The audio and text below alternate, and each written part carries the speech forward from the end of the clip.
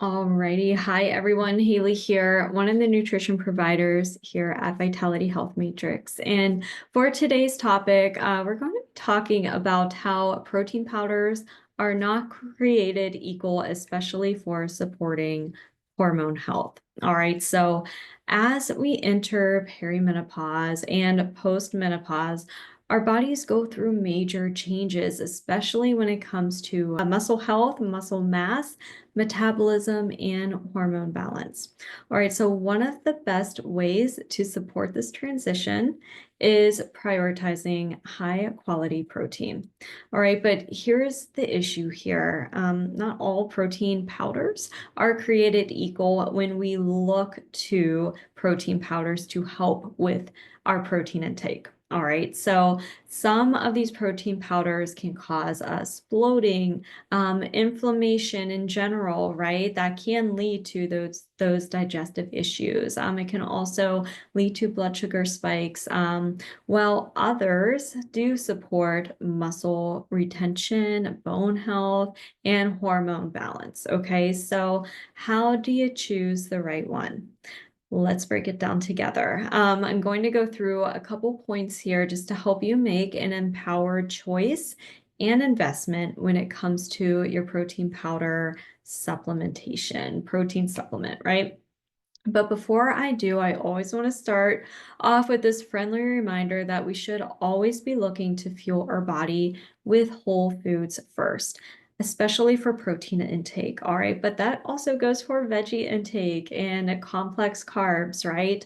But going back to our protein talk here, by doing this, this will help to leave protein powders and other processed protein options for those in a pinch moments. And that way, our bodies are really being fueled with those whole foods that it truly recognizes versus having processed protein bars, powders, drinks, etc. for every meal if we start to get too comfortable with that kind of convenience, right? So again, it is totally okay when it's in a pinch. I will always say something is better than nothing. I feel like I say that every day, whether that's on a call like this or to a patient, but we just don't want to become too reliant on these processed foods for every meal. Alrighty, so with that said, my first tip here is, or point rather, is why protein is critical during this phase of life, and especially entering perimenopause or postmenopause. All right. So as estrogen declines, we will naturally start to experience muscle loss, which makes it harder to, of course, stay strong and toned, right? We can also experience weaker bones, which raises the risk of osteoporosis. It slows down our metabolism, which can lead to weight gain. And we also can notice blood sugar fluctuations, which can increase cravings and energy crashes. So eating enough high quality protein really helps to preserve muscle mass and just muscle health in general, right? It stabilizes blood sugar, supports our bone health, but getting enough from food alone can sometimes be tricky. So that's where protein powders can help. All right, now I know you're like, okay, well, is she contradicting herself because she just said leave it in a pinch or for in those pinch moments, but now she's recommending them. What are you saying? So I totally get that. When we are focusing on protein intake and getting enough protein in our day, yes, protein powder, a good quality protein powder can be really helpful when you are working towards a higher intake goal. A lot of us aren't eating enough protein. So, just for starters here, I always encourage, yeah, let's get more whole food protein options. But when we are working towards maybe 30 to 50 grams of protein a meal, sometimes that can be tough to reach for when it's the work day, right? Just a work week in general, and we need something to help add more protein into said meal. For an example, if you can digest yogurt and dairy really well, maybe you love yogurt bowls and you can add a scoop of a really good high quality protein powder to that yogurt bowl to boost the protein content in that meal, right? Maybe top it with some fresh berries, maybe some nuts for some crunch, maybe some cinnamon for some natural sweetness, but that delicious warming spice, right? However you want to make it up. But again, yes, leave protein powder and those other things for in a pinch, but when we are needing to focus on more protein intake in the day, it is okay to use protein powder to help with one meal. Again, we just want to be careful with, hey, how often are we using this as a crutch for every meal? If we're doing that, let's take a step back and see how we can prepare other meals in advance to have more of those whole food options. Okay, so hopefully that makes sense there. But again, with what I was saying, I digress from that. We want to be sure that we're picking the right one. Okay, that is just so important. So that leads me to my next point here. And not all protein powders are hormone friendly. All right, so many protein powders on the market, they do contain hidden ingredients that can actually work against your health and your hormone balance. So here's what to avoid here. Number one is soy protein isolate. This is a highly processed ingredient here, and it can disrupt our estrogen balance. So do your best to stick to whole food, organic soy sources. That can be a huge game changer for a lot of people. But this really is very bio-individual. So if you realize like, hey, I can't consume soy, then that's okay. Like just crowd this out altogether, right? But if you can consume soy and your body does well with it, again, try and opt for organic whole food instead of the soy protein isolate. All right. Again, just in general, that is very, very processed. Another thing to look to crowd out and avoid is artificial sweeteners and flavors. So we're talking like artificial sweeteners like sucralose or aspartame, or even like artificial vanilla. These things can disrupt your gut health and also your blood sugar.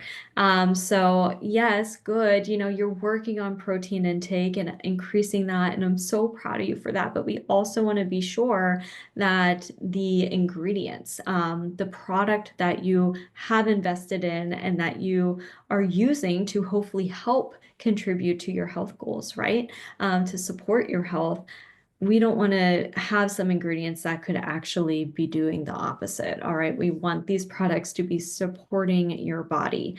So just be on the lookout for that. All right.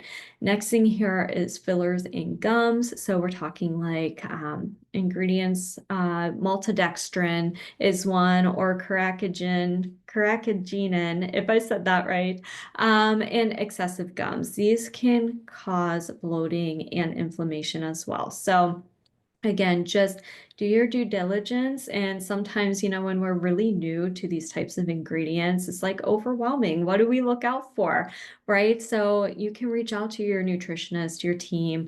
If you don't have a private chat thread, then reach out into the community thread and just ask for some help, ask for some pointers and guidance. And that's what we are there for, to help you understand these things and know what to look out for. All right. Lastly here, just as an example, just try your best to avoid those high sugar formulas. So some protein powders and drinks can contain as much sugar as a candy bar. So this again leads to those blood sugar crashes and even more cravings. Okay, so just be aware of that. Now, my next point here, let's talk about what to look for in a hormone-friendly protein powder.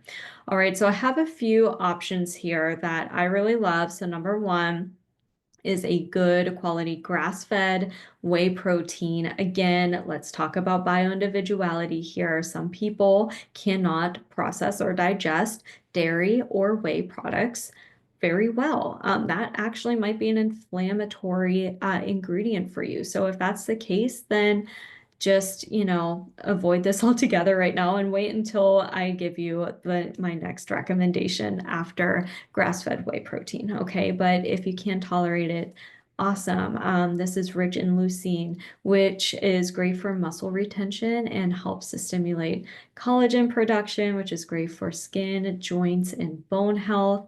Vitality Health Matrix, we have formulated our own grass-fed whey protein.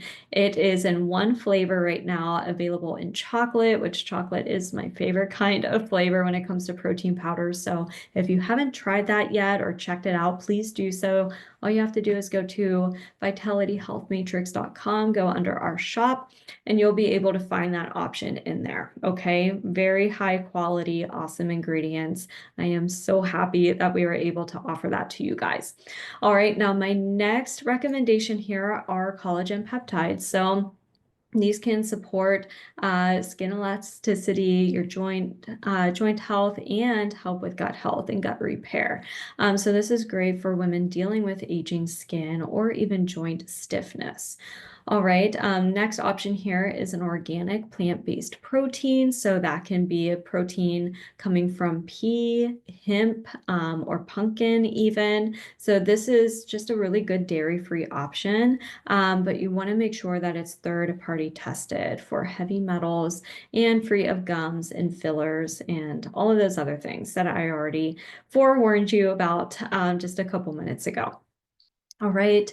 Lastly here, another idea for you to, search for in the market is a bone broth protein, preferred organic, good quality grass-fed bone broth protein. All right. So this is high in glycine, which helps support gut health, sleep, and detoxification, which is all essential for hormone health and balance. All right. So how do you choose the best one for your body? Your needs may change based on your goals and your sensitivities, right? So, just a couple ideas here to run through, get your brain working here or moving to see, what is best for you. Number one, if muscle loss is a number one concern for you, then look for a good quality grass-fed whey or a multi-source plant-based protein with a complete amino acid profile.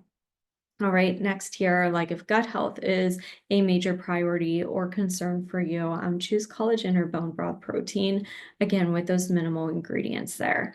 Now, if you're looking to support blood sugar balance, avoid those high sugar blends and opt for unsweetened or naturally sweetened options like stevia or monk fruit, okay? Again, just pointing back to our protein powder that we offer on the Vitality Health website, that is a great blend that is going to support all of these areas, okay? Now, we also have a little PDF form of plant-based protein powder options that also support all of these areas. It supports muscle health, it supports your gut health, it supports your blood sugar and your hormone health, right? We are wanting to check all of these boxes when we recommend anything. So we are pretty picky when it comes to recommending anything because we just want the best for you. So if you do not have access to that PDF guide for other plant-based protein powders, please reach out, let us know. I can even drop it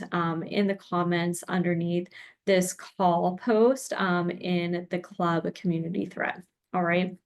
Now, I am just going to go over some general recommendations, and this is actually mentioned in that PDF form that I just talked to you about. If you don't have access to that, I will be sure I drop that in the comments here. But again, just kind of recapping everything we talked about, but also a little elaboration at the same time. When choosing a protein powder, okay, we encourage patients to opt for that high quality product to avoid any additives or ingredients that can cause imbalances, again, in the gut with the hormones or blood sugar, all right? So we want you to look for a USDA organic non-GMO protein source that offers a complete amino acid profile, okay? And what the heck is that? I know I mentioned it briefly, but I probably should explain it just a moment here. So a complete amino acid profile is when a food contains all 9 essential amino acids that our body can't produce on its own. All right, so by comparison, incomplete proteins contain some, but not all of the essential amino acids. So this is really important to ensure you're getting a complete protein because these foods, complete proteins, help to support our nervous system, our reproductive system, our immune, and our digestive systems as well. Their benefits honestly go way beyond muscle building. Okay, even though muscle health is so important, it covers, functions like immune system support, blood sugar regulation, assistance in mineral absorption, and hormone balancing as well. So a complete protein is really what we're looking for when we talk about protein intake. So a lot of formulas, thankfully, when it comes to protein powders, are formulated to be complete proteins, which is great. Again, meaning you're getting all the essential, all the 9 amino acids, okay, that we need. Now, sometimes people feel like, oh, well, I have some peanut butter with my breakfast, so that's good protein. That is not a complete protein source, okay? Yes, it has some protein or amino acids in it. And yeah, you'll see some protein count on the nutrition label, right? But that is more of a healthy fat source. That is not a complete protein there. So again, complete proteins pretty much come from our whole food sources, like our animal proteins, right? And there's a whole list of that. But we can also look to fermented organic tempeh or tofu for our plant-based friends, right? There are some other options there, but we want to ensure, especially regarding plant-based diets, that you are supplementing into your diet to ensure you're getting all of the vitamins and minerals that your body also needs that those plant-based options lack. Okay, so we won't get into that topic today, but that's just something to be aware of. All right, so that is what I mean when I say, or when you hear about a complete amino acid profile, a complete protein. Alrighty, so some examples of a complete protein source for protein powders can be from egg whites, can be from sacha inchi even, or hemp seed, pumpkin, pea, grass-fed. Some offer grass-fed and grass-finished chicken or beef bone broth, for example. Okay. Just some ideas there. So also do your best to avoid, again, I kind of already said this, but products with artificial sweeteners, sugar alcohols, refined sugars, natural and artificial flavors. Now, natural flavors sounds very innocent. It sounds like a positive thing. When we hear natural, it's like it wasn't tainted with anything, right? Nothing was disrupted here. It's natural. But natural flavors is really just an umbrella term for a lot of companies that don't have to disclose what makes up those flavors.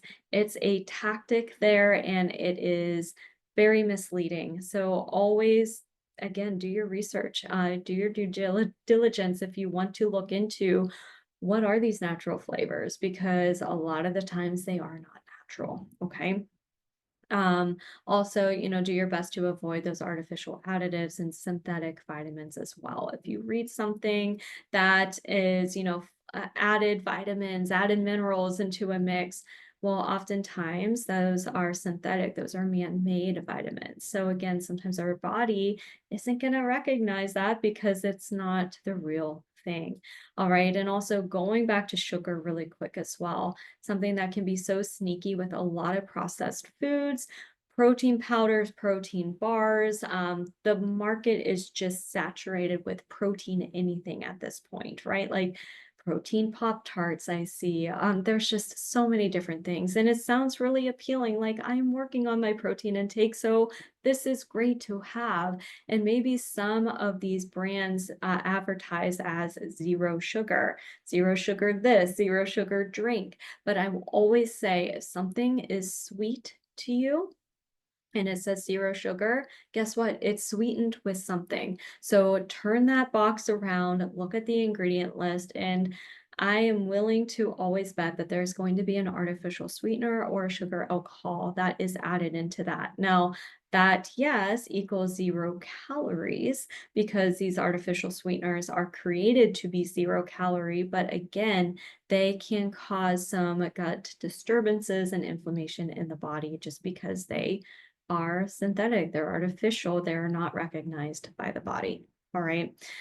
Now, just a little note here.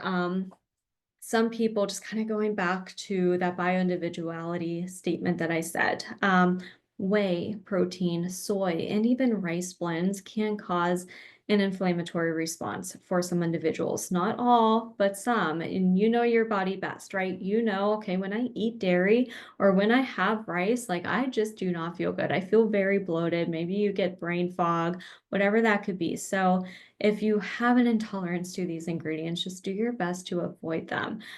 Just because, we have an amazing grass-fed whey protein powder that we absolutely recommend doesn't mean we would recommend to somebody who has a dairy intolerance, right? So just do your best with that. Now, if dairy isn't an issue for your body, just make sure you consume, again, organic when possible, grass-fed whey to ensure you're getting good quality dairy without those antibiotics or those pesticides and added hormones that can be found in conventional dairy. Okay. Alrighty, so to wrap this whole talk up, protein is not, again, it's not just about muscle health here. It's about longevity, hormone health, and vitality, especially during a perimenopause and beyond, right? So when choosing a protein powder, always read the ingredients. If it has a long list of unrecognizable words, just put it back on the shelf or exit that internet web browser page that you on and just go back to your research, right? Or again, if you have any questions, if you need help with this about your current protein powder or trying to find a new one or understanding the ingredient list, just reach out and ask, and that's what we're here for. All right, the right protein powder should absolutely nourish your body, not burden it with more inflammation. Alrighty, so I hope this information was helpful for you. I hope it encourages you and empowers you to make the best decision for your body. All right, thank you so much for joining. I hope you have an amazing day and we will talk next time. Take care.